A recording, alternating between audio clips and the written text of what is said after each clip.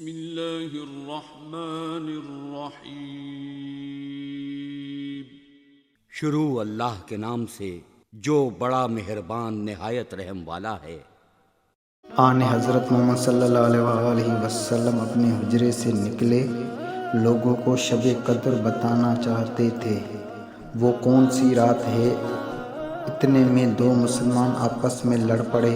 آپ صلی اللہ علیہ وآلہ وسلم نے فرمایا، میں تو اس لیے باہر نکلا تھا کہ تم کو شب قدر بتلاؤں، اور فلاں فلاں آدمی لڑ پڑے تو وہ میرے دل سے اٹھا لی گئی، اور شاید اس میں کچھ تمہاری بہتری ہو۔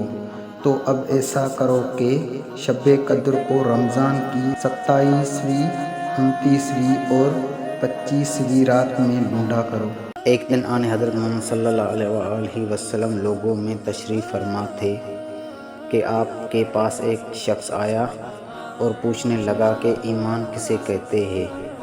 آپ صلی اللہ علیہ وآلہ وسلم نے فرمایا کہ ایمان یہ ہے کہ تم اللہ پاک کے وجود اور اس کی وحدانیت پر ایمان لاؤ، اور اس کے فرشتوں کے وجود پر، اور اس اللہ کی ملاقات کے برحق ہونے پر، اور اس کے رسولوں کے برحق ہونے پر، اور مرنے کے بعد دوبارہ اٹھنے پر ایمان لاؤ۔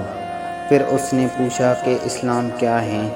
آپ صلی اللہ علیہ وآلہ وسلم نے پھر جواب دیا کہ اسلام یہ ہے کہ تم خالص اللہ کی عبادت کرو اور اس کے ساتھ کسی کو شریک نہ بناؤ، اور نماز قائم کرو، اور زکوٰۃ فرض ادا کرو، اور رمضان کے روزے رکھو۔ پھر اس نے احسان کے متعلق پوچھا۔ آپ صلی اللہ علیہ وآلہ وسلم نے فرمایا، احسان یہ کہ تم اللہ کی عبادت اس طرح کرو گویا تم اسے دیکھ رہے ہو۔ اگر یہ درجہ نہ حاصل ہو تو پھر یہ تو سمجھو کہ وہ تم کو دیکھ رہا ہے۔ پھر اس نے پوچھا کہ قیامت کب آئے گی؟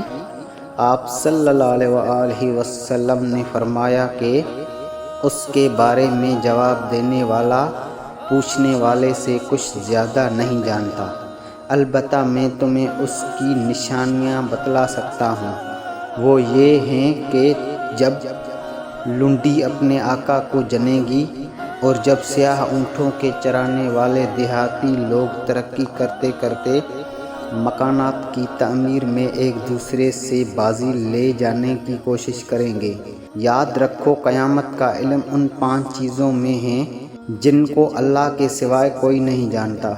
پھر آپ صلی اللہ علیہ وآلہ وسلم نے یہ آیت پڑھی کہ اللہ ہی کو قیامت کا علم ہے کہ وہ کب ہوگی، آخرت آیت تک۔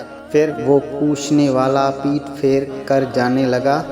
آپ نے فرمایا کہ اسے واپس بلا کر لاؤ۔ لوگ دوڑ پڑے مگر وہ کہیں نظر نہیں آیا۔ آپ صلی اللہ علیہ وآلہ وسلم نے فرمایا کہ وہ جبریل علیہ السلام تھے جو لوگوں کو ان کا دین سکھانے آتے تھے۔ امام ابو عبداللہ بخاری فرماتے ہیں کہ آن حضرت محمد صلی اللہ علیہ وآلہ وسلم نے ان تمام باتوں کو ایمان ہی قرار دیا ہے۔